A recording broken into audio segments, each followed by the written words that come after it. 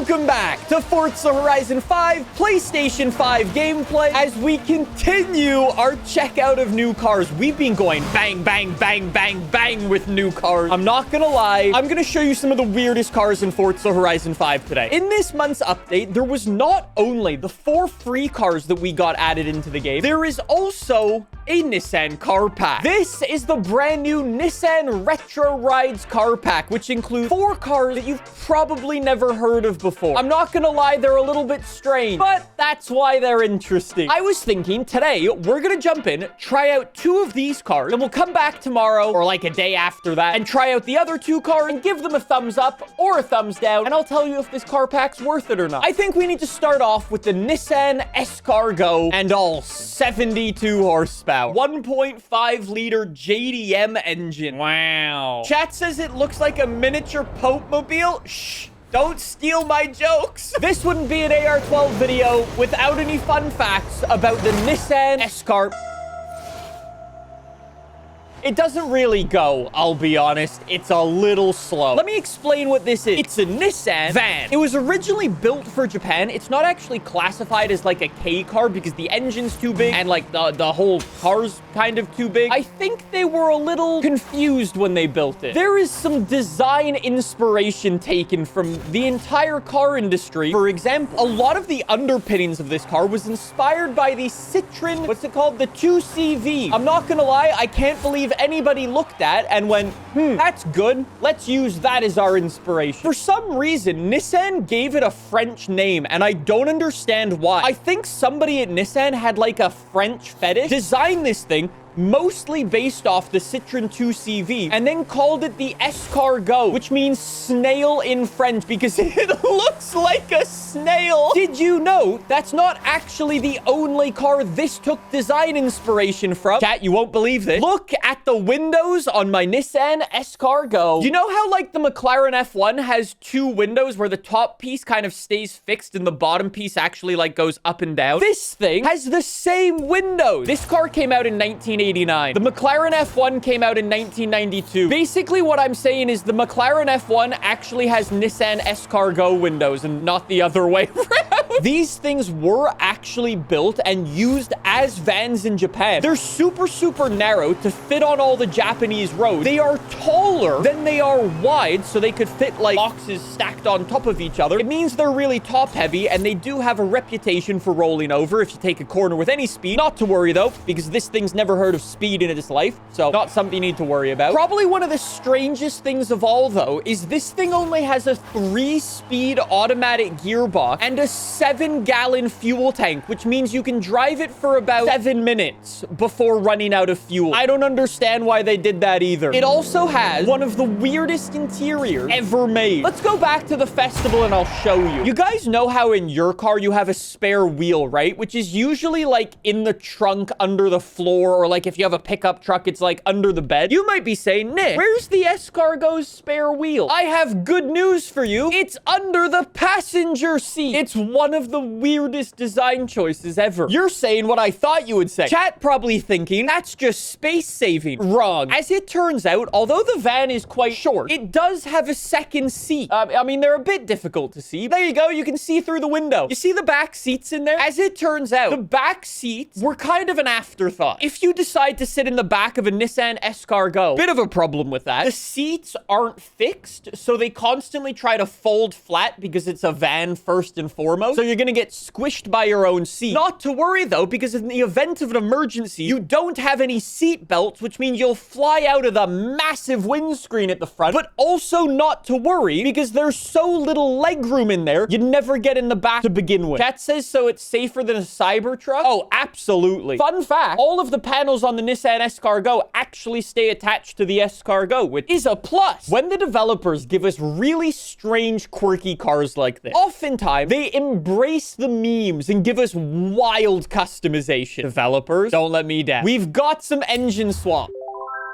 The developers embrace the meme. We've got our 72 horsepower Nissan engine. We can throw a 2-liter straight 4 in. That's the straight 4 motorbike engine from the Peel. We've got a turbo rally 1.6 engine.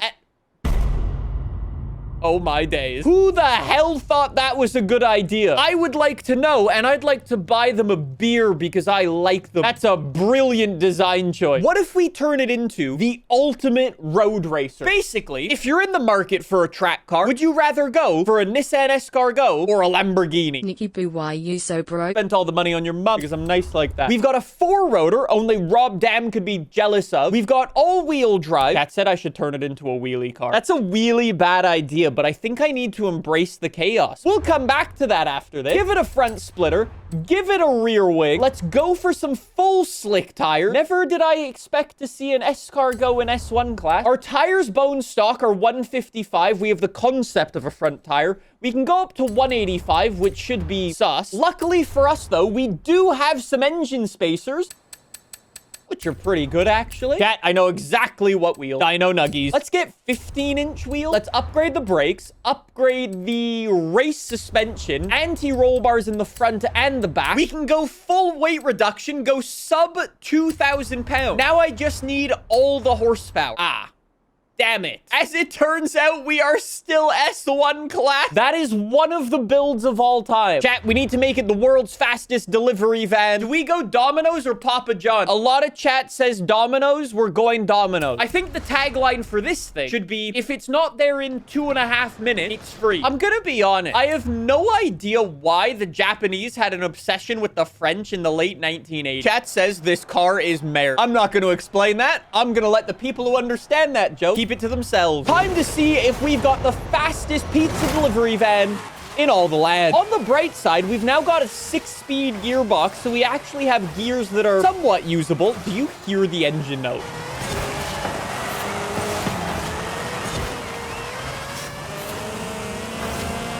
That's the most stupid thing I've heard. Also, how am I losing to a BMW Isetta and a silly 3-wheeler? Also, speaking of stupid, why the hell is this so good to drive? This has absolutely no business being this nice to drive, and I don't know what I've done to it to make it this good. Obviously, it's got a bit of understeer now, but that's just the nature of Forza Horizon 5 when you start doing this to cars. Boy, is it good, though. I think the rear wing and the big carbon fiber front splitter is actually keeping us planted. All of this incredible performance, minus the engine swap and the all-wheel drive and the grippy tires and the wider tires and the weight reduction and the suspension and the transmission, could be yours for the low price of $10,000. The Nissan S-Cargo was actually quite a popular car back in the 1980s and 90s, so Nissan actually made quite a few of them, which means they're actually pretty cheap nowadays. And I mean, if you live in America, you can find some that people have imported because they have questionable taste in vehicles and probably more money than sense, but they're unbelievable. Do you see the other really weird thing with this car? You might be saying, Nick, how's the steering wheel attached? This is a single spoke steering wheel, which basically screams, I'm from the 1980s, and that's the design choice that we made. You want to know the other weird thing with this car? Because it's a JDM car, in real life, like, all Japanese cars were mandated to basically yell at you if you were breaking the speed limit. So this thing has a system on board that if you go over 60 miles an hour, it goes bong, bong, bong. And if you go in reverse, it's got the, like, van reversey thing. So it goes beep, beep, beep. But it doesn't do it for the people outside. It only does it for the driver, which again is one of the design choices I've ever seen. I don't know who said it, but someone said it. And now I need to give it a go legally. I'm gonna get this thing to wheelie, chat. I will do everything in my power to get this thing to do a goddamn wheelie. And I think it's actually doable. I need to remove as much weight off of the front as possible. Do I need this engine? Ooh, I could remove 100 pounds though if I go for that engine. I think I've actually got everything else. I'll just give it maximum horsepower and we're good to go. All right, 668 horsepower, drag wheelie Nissan S-Cargo. Can the S-Cargo do our wheelie, mon ami? I might need to adjust these gear ratios, but we'll give it a go to start. Come on. We need to adjust the gear ratio. That says, how do you say wheelie in Canada? You say, get up, fire. I need shorter gear ratios again? Look how short my gear ratios are. Top speed, 72 miles an hour. Fire. Bro, is this what it feels like to be like a 60-year-old guy? I don't know. I'll have to call Geet now. Let me try the other engine. Big engine go burr. Yeah, I will do rear drive too. It might become a bounce wheelie, but I am determined to get it up. Come on. That's in the air. Chat, that's in the air. That's like a solid 6 to 8 inches in the air, right? That's an above average wheelie, if you ask me. I want to try to drift this thing, and then we'll move on to our next car. For a little S-Cargo, because this is going to be the most stupid drift car we've ever done, I guess we should go quite try hard in a sense. Let's go all-wheel drive. Drag tires, I've already got them. Here's what's actually kind of funny about this car. The smaller the wheelbase on cars, the better they are for OP drifting. Essentially, to get really good drift scores in this game, you need something that can snap back and forth really, really fast. That's why the Peels are really good at drifting and like can pull a lot of drift score in this game. This could actually be pretty decent. So, boys, I realized something. On my Xbox, I've run out of paint save slot, but I haven't on PlayStation. So I think I might be playing on PlayStation for a while now, because there's no way of going in and clicking like multiple paint jobs at once to delete them all. Do you think it's a bad idea if I messaged the devs and said, hey, weird request, could you ban me? So then it deletes all of my paint jobs and then ask them to unban me? That's probably asking for trouble, right? Farmland Trail. I want to take this thing over here. What do we think? Is this actually gonna work, or is this the most stupid idea I've had in the last 5 minutes? Yo, it's mad grippy. No. Hold on a second. I've got way too much grip, or maybe not enough horsepower. One of the two. Quite possibly a mix of both. Cat says it sounds like an angry bee. It does. Sounds like my nose hair trimmer. Hey, are you friends with Guy? I can tell you were born in the same decade. Come on, S-Cargo. We want a slippery, slidey snail all the way. How are you supposed to, like, seriously talk about this? Like, actually, how? If this thing had a tiny bit more horsepower, it would actually be disgustingly good. It just lacks a tiny little bit of oomph that would really carry it through some of these longer corners. I might have gone for slightly too big a drift zone, but this is hilarious. And I just got 200. Chat, what's my actual personal best on this? There's no way I actually set a new PB. Okay, no. I was gonna say, there's no way I could take down my Lotus Avaya. But the fact that that is a top 50,000 run with a snail is so dumb. That's disgusting. That's disgusting. That's actually gross. Now that we've driven the little S-Cargo, though, is it a thumbs up, a thumbs down, or somewhere in the middle? Chat says thumbs up, thumbs up, thumbs up, W up. One guy said thumbs down. I think I should ban that guy from the chat. I think it's pretty unanimous. The S-Cargo is a fat thumbs up. Sure, it might not be the latest and greatest supercar that you have on your bedroom wall. To be honest, I would question you if you had one of these on your bedroom wall, but that doesn't make it any less interesting. The S-Cargo is an icon of its time, and with the upgrades that it's got, it is simply fantastic, and I love it. Canadian on Canadian violence. Next car. I'm gonna get so many comments on this video, by the way, saying I don't know how to pronounce Nissan. This video is gonna get lots of engagement. This is the next car I wanted to try out. It's called the Nissan Pao. Not gonna lie, just a fun word to say. It's not the fastest thing ever. It's only got 51 horsepower. I mean, that depends entirely on what day it was built. You could have a 10% horsepower gain if it was built on a Friday. Anyways, it's got a 1-liter engine and it weighs nothing. Spoiler alert, the customization for this thing is unreal. We'll come to that in a second, though. Let me tell you why this thing's cool again. As per usual, wouldn't be an AR12 video without any fun facts about the Pao. Fact number 1, it's one of the slowest cars in Forza Horizon 5. The only reason we're accelerating as fast as we are is because we're going downhill. When this car came out in 1989, same as the S-Cargo, this car debuted at the Tokyo Auto Show, and Nissan put it up for sale, or for pre-order. Basically, they were doing Tesla stuff before Tesla did it, except they were actually making a quality product, but that's besides the point. When Nissan started selling this thing, they never actually told anybody what it was. Look at this car for a sec. It is a Nissan Pao. On the front, it says Pao. Ignore the little badge there that says Nissan. That came later. On the wheel, there's nothing. On the steering wheel, there's nothing. On the back, there's nothing. When this car debuted, nobody knew what it was. There was absolutely no Nissan badging or like brand at all. Even with that in mind, these things were unbelievably popular. Basically what they did is they started taking like pre-orders for them, and on a first come first serve basis, they would start shipping them out, and they sold out in 3 months, selling like 60,000 of these things. They stopped the pre-orders after 3 months and then never took another order for one of these things. As it turns out though, if you decided to buy one of these things in real life, you got the option to pick like some additional upgrades that you could get. One of the upgrades you could get was like a bag that had some Nissan Pao accessories, like a Nissan washcloth and some gloves for changing your tires and so on. But Nissan wanted to make the bag cool and Nissan Pao inspired. You might be saying, Nick, did they just write Nissan Pao on the back? No. They made it out of the same material as the goddamn seat,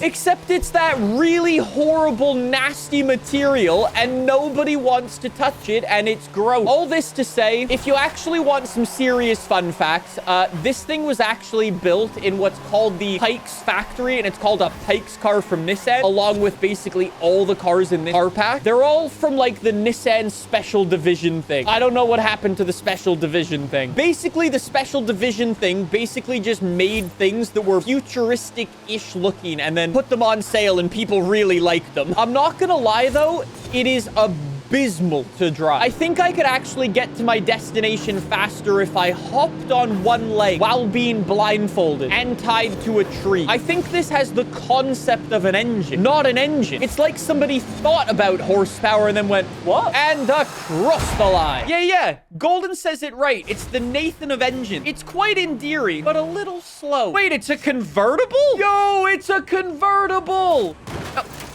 You dickhead! Twitch chat's been hyping this thing up for the past hour, saying it's got an unbelievable engine swap. So instantly, we've got more engine swaps than the S-Cargo. We've got a 2-liter straight 4, 2-liter straight 4, motorbike engine, turbo rally engine. What in the f is that? Can somebody explain to me how that even fits? It's a 7-liter V8 from a Chevy, and it's front-wheel drive. Oh, and it's got the 4-rotor. Jesus Christ. Is it really bad that I want to take the Nissan Pao off-road? Silly question. It's definitely a bad idea, but I think it could be a lot of fun. Front arrow, rear wing. Ooh, the rear wing interferes with the convertible. I wonder if that gives me extra downforce. So give me some off-road race time.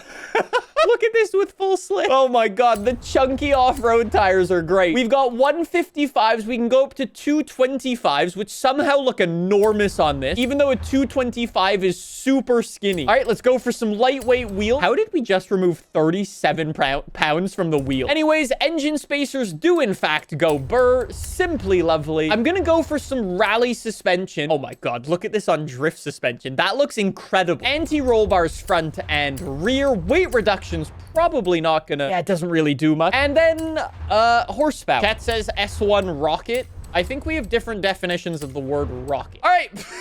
1,000 horsepower Nissan Pao. Yeah, this will go well. It won't go well. Chat, I've got 1,000 horsepower and the thing weighs 1,700 pounds. I'm gonna die. Chat says it has a better power to weight ratio than the 1-to-1. Oh no. No way. We've got advanced paint options for it. So we've got the 4 normal colors, and then paint group number 1 is the main body of the car. Paint group number 2, tell me that's the fender flares. Yes, it is. Very nice. And then what's paint group number 3?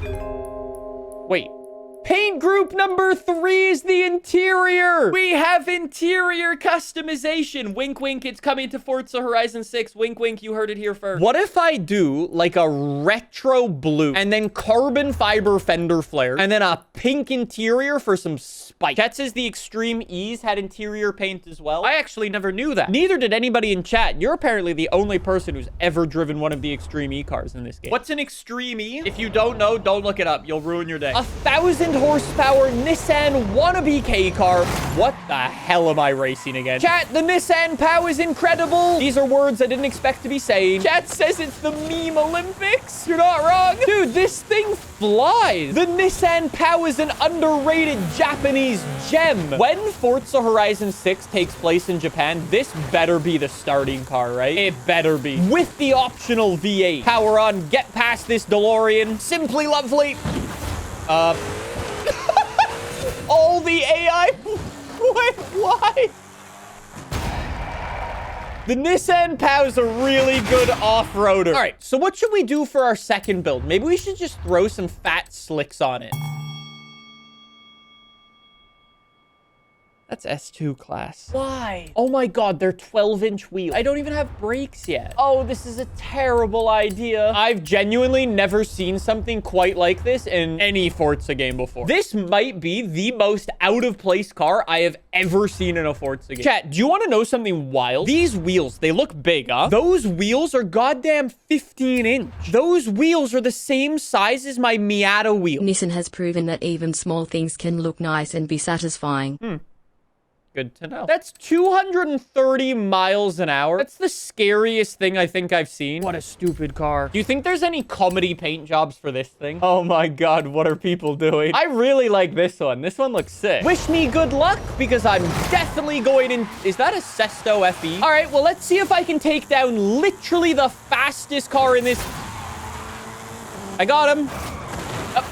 He got me back. Dude, the Sesto FE's just stalking me. That's so scary. I'm smoking my wheels. Imagine doing 160 miles an hour around corners in your convertible from the 1980s. Somebody in chat says, I just got here. Are you driving a lawnmower with anti-lag? We don't need to bully this car. Stop bullying my... Oh, Jesus Christ. Okay, the bullying was almost warranted. Chat, I'm gonna be honest. The Nissan Pao doesn't drive that nicely. With all the recent cars we've been doing, when we fully max them out, they've actually been pretty decent to drive. This is probably going to be the first one that I'm going to say, don't do this. Sure, it's fast in a straight line and all, but it's not an enjoyable speed. Not for this. The only comedy part of it is that somehow that one little single exhaust is putting out enough emissions for a 7-liter V8, but we can just ignore that reality. Oh, the finish line. Please put me out of my misery. Thank you. See, what's funny about driving this car is you can't tell if the cloud of smoke is from the tires or from the engine that's gone bang. How many times have I crashed so far? I don't think numbers go that high yet. All right, boys. So last but not least, if I want to go and drift this thing, are we going V8 and rear wheel drive? Wait.